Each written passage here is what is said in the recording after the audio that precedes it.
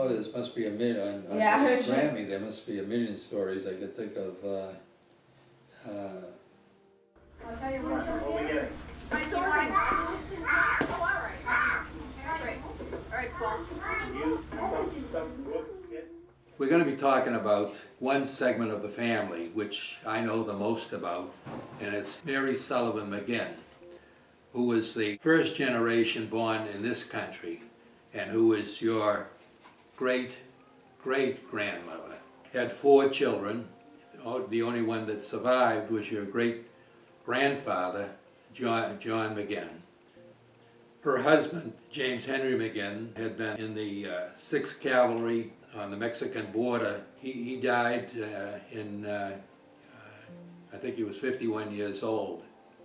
And at that time, there was not much help for a widow with a child. So she opened up a store in the front room of her home at 22 Spring Street. One of her customers was a Mr. Hanson that owned the house at 8 Park Street. He was a stockbroker in Boston. Kept talking about wanting to relocate back in Boston. And she would say to him, if you ever do that, would you give me a chance or an opportunity to buy a house? And one day he came to her and he said he was going to do it. And so she went to the bank and saw if she could get a mortgage for the house. And she was successful at it, and she acquired Park Street, 8 Park Street. And that was in May the 14th, 1919. The house has been in the McGinn family since 2019. It'll be 100 years in the McGinn family. I still kind of kid about when I talk about Park Street is so many members of the extended family lived here for some portion of time. I always said about Park Street, it's a house where nobody ever moved out, everybody just left. Marie, Jimmy and I were in rooms in the attic, where Anna and Morris have rooms up there now. My bed was in the corner of Grammy and Grampy's bedroom till I was like 6 or 7 years old. John and I were, kind of virtually always together. We had bunk beds for a period of time, but Paul used to walk in his sleep, so I had to take the top bunk because otherwise he might hurt himself trying to walk in his sleep. So I don't remember that. Over Dan's room. We used to call it the guest room. And there was always somebody there, And from Marie, they'd have up from Salem, going up and down. So you never know who was going to be there, Mike and I were in here, and then John and Paul were in there. And then actually Mary was in here. This was after Marie moved out, of course. Well, all the boys stayed here till they got married, They had a good deal. Your mother, your grandmother did their washing for them, the iron, they got all their meals and everything else, It's a comfortable place to be. There was one guy that was working with your father, he was kidding your father, what the hell, you live with your folks all the time and everything else, and so your father brought him home, because he was working with him, and he stayed here overnight, and then he came down and he had breakfast, and your grandmother said, what do you want for breakfast and all, and so anyways, he turned around to your father, he says, I see why you want to stay here, he says, he says, this is a great deal, he says, So, you hear about these military families, they're constantly on the move and they kind of think nothing of it. Well, Pa was on the exact opposite end of the spectrum. How did the move to Henry Terrace go? Not well. When Peter and Jeanette were doing their cleanup, they had, segmented stuff that was Paul's and John's, and you had the opportunity to go up there and look through it. All of the stuff that my mother and father had left here, primarily my father, really needed to go. You could take it, or they had, recycling bins and trash bins and stuff, you could pitch it. I explained that to my father, and he said, well, you need to be reasonable, And I remember Gramps being horrified that I went through a few blocks of the stuff that were mine, and I was pitching. He goes, "Why are you doing that?" I think he thought we were gonna keep a kind of a storage room for him here. And I said, because, really, at this point in my career, and, nobody has actually asked to, see my report card from the 6th grade. I think I'm beyond that, And he said, but you won't have a complete set of records. Just going through some of this stuff, it's been, some of it's pretty easy to let go of. Some of it's a little more difficult to let go of, obviously, because, everything you touch is got him all over it. We are finding things in the house that he was bookkeeping when he was just a small boy. And saving stuff from his 5 kids. He actually knew he was more than a little bit. He was over the top in terms of hanging on to stuff. But I think he had a good reasons for it too. It wasn't just strange behavior. And it was actually one of the only points of friction I ever saw between him and my mother. I had a good friend by the name of Morris Maroney, who was a great dancer and a ladies' man. I had a car, and Morris always wanted somebody with a car. He was dating Claire Mackerel. Jean, your grandmother, had just finished teaching a year at Fisher's Island in New York.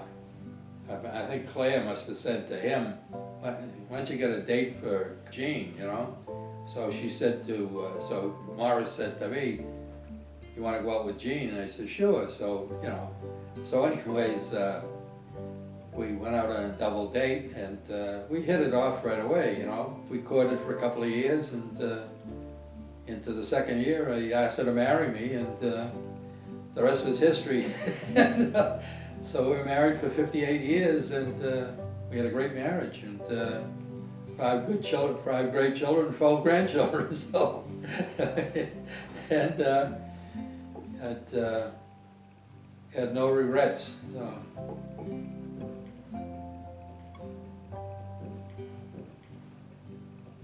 The 5 children are 5 different personalities. We had John was an all business type fella and great manager and fellow that gets things done, and the oldest one, and Paul is another manager, and Paul was very mature, always was, When Mary, we were just so sure when Mary was born to be another boy, but thank God it was a girl, so, because we needed a nurse badly. Your father was probably the closest, father's a man with a great heart, and I think he and I probably think a lot alike. He and Mary they have great hearts. They do a lot for people. I think I have a hard time saying no to anybody. Michael was a CPA and was in a serious automobile accident which took his life, and at 25 years old, and that was the biggest hit that your grandmother and I ever had in our lives. The person that was right in the middle between Peter and Mary, and then Paul and I at the older end, was my brother Michael. I shared a room with my brother Mike, and that might sound like not a big deal, but when I don't know, you guys had roommates in college and stuff. When you share a room with somebody and basically for years, you spend so much time together. We've rekindled a lot of things about Mike. It's been 40 years since he passed away, but you obviously think about him often. He was 5 years older than me, which seems like a lot, but he used to include me in everything. He was kind of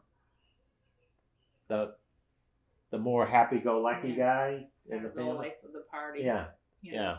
And I idolized him. I wouldn't say a prankster, but when growing up, he always would give me a razzing. Losing him, it was the most difficult thing I've ever dealt with in my life. But, we grew up here. I have great memories of him, and I have great memories of John and Paul and of Mary.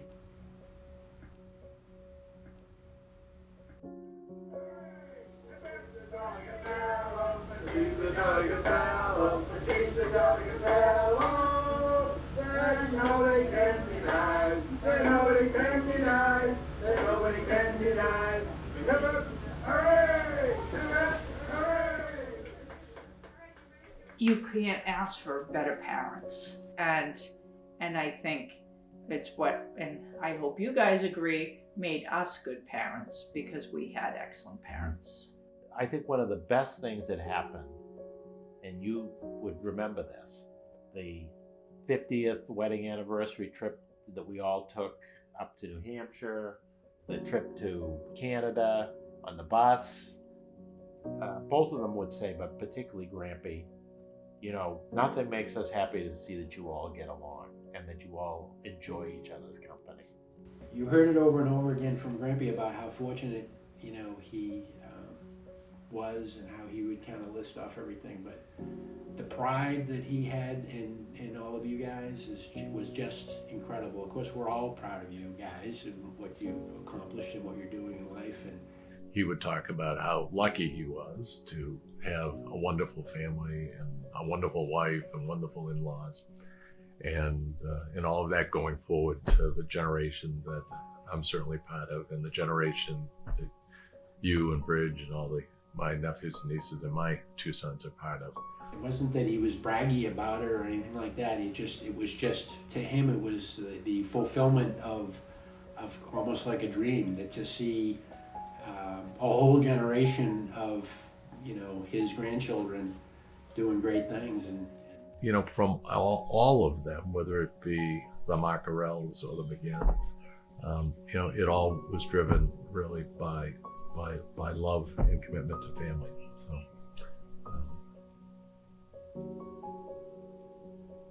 I guess I'll leave it there. But you know, and I've looked back since your grandmother has passed. I've thought of my life and everything. I wouldn't swap with anybody, really. We had a great 58 years, I'll tell you.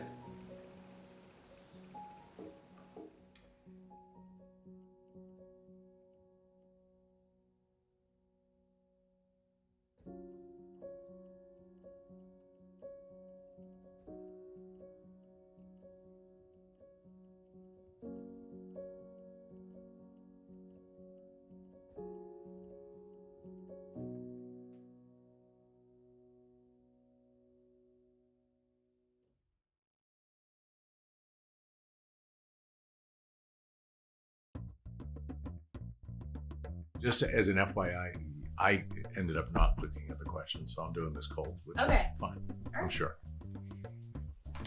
It is subject matter that I'm familiar with. How long will this be? However long you speak for. Okay, like 5 minutes. Oh God. Paul talked for 56 minutes. 56 minutes? Just go with it. We're not Alright. done. All right. Don't worry, I'll carry it. We're loving the Peabody Metal Man. We don't know who he is, but you put metal on the sidewalk and it disappears. Are we still on film? We are. Okay.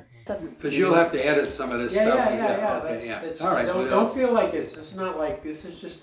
Can we cut for a second? I need to grab Yes. my glasses. Yeah. That's a microphone? That's a microphone, that's a microphone. Oh, I didn't know what you see. I didn't No, know. it's just This is for- all- Well, what are you? What's your end game here?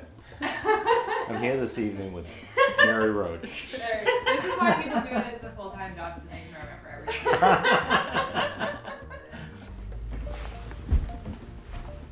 And don't worry about bringing it close up to the camera because we can get close-up shots after. Right. So are we back on here? Yes. I don't know. I don't know. This is, you know, No, this a is crazy great. old man. I don't No, know. this is perfect. But, This is great. This is exactly.